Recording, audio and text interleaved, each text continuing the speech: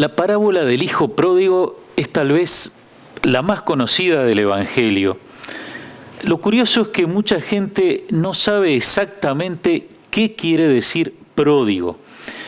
Yo mismo pensaba que tenía que ver con esa vuelta del hijo a la casa, con haber tenido el coraje de volver, con arrepentimiento y humildad, después de haberse ido de aquella manera, pidiendo su parte de la herencia como si su padre se hubiera muerto. Pero un día el diccionario me sacó del error. Pródigo es la persona que desperdicia y consume su hacienda en gastos inútiles sin medida ni razón. O sea, el hijo pródigo lo fue en esa primera etapa en la que gastó todo lo que se había llevado. El diccionario también le da un sentido positivo a la palabra y de esa forma podemos hablar de naturaleza pródiga, es decir, que tiene o produce gran cantidad de algo. Pero nuestra parábola de hoy no es el hijo pródigo, es otra parábola muy conocida, la parábola del sembrador, pero podríamos llamarla del sembrador pródigo. Sembrador pródigo porque hay que ver cómo este hombre tira la semilla. Todo el que siembra sabe lo que cuesta la semilla, pero a este sembrador eso no parece importarle. Escuchemos. El sembrador salió a sembrar.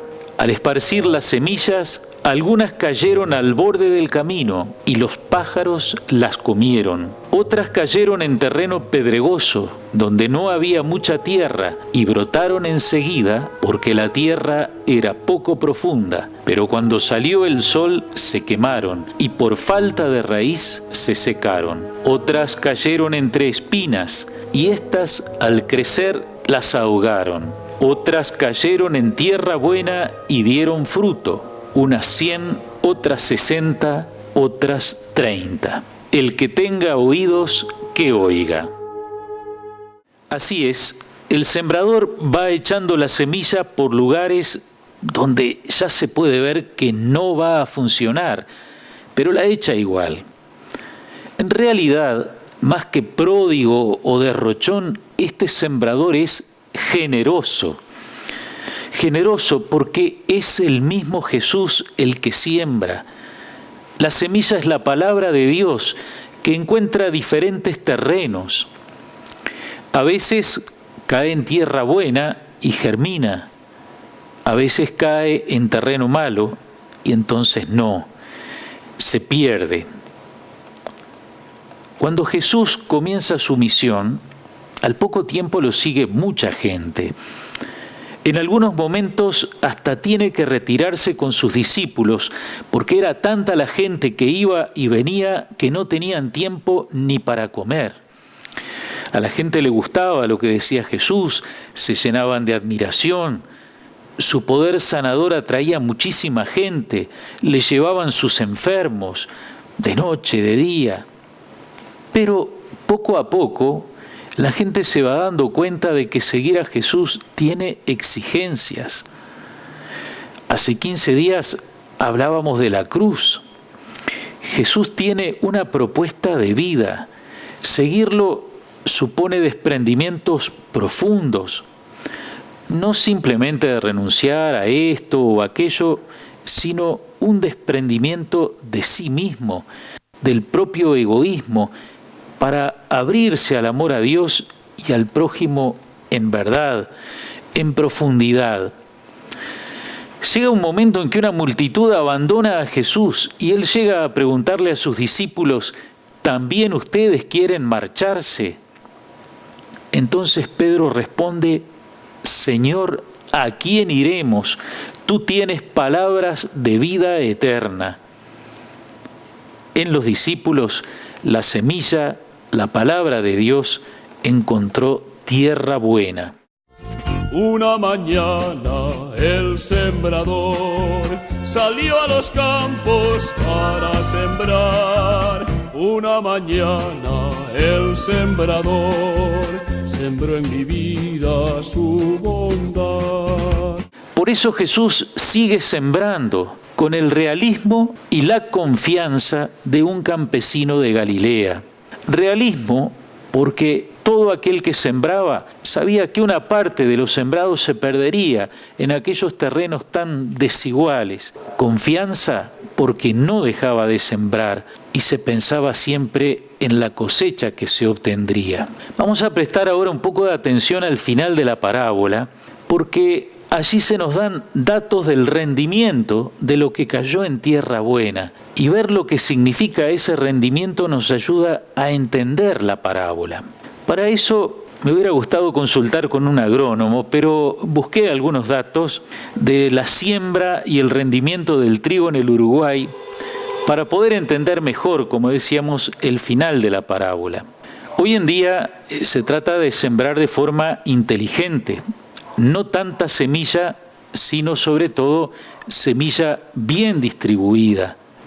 Entonces, si con menos cantidad, por lo tanto con menos kilos de semilla, sacamos una cosecha mayor, el rendimiento es grande. Pero como acá estamos con un sembrador pródigo, busqué a ver cómo le iría en el Uruguay.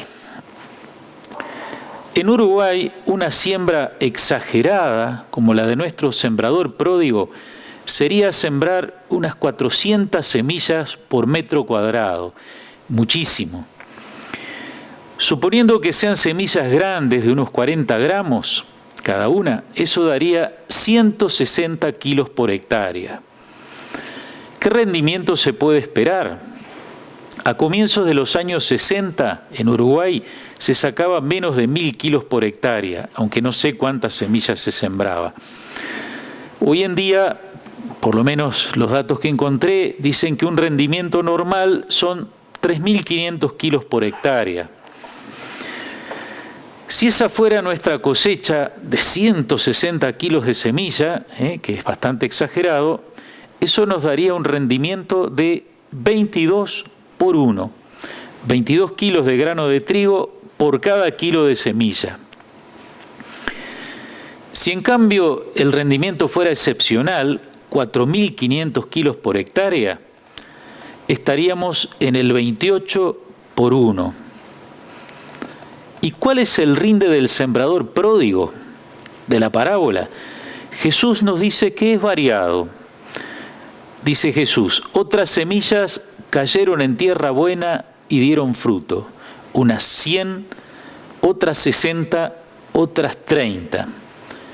100 por 1 es un rendimiento impresionante.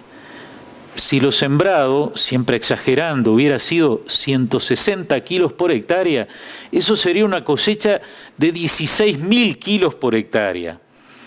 El 60 por 1 sería 9.600 kilos. Y lo menor que se recogió, el 30 por 1, sería 4.800 kilos por hectárea. Estaríamos aún, en el menor caso, en un rendimiento excepcional.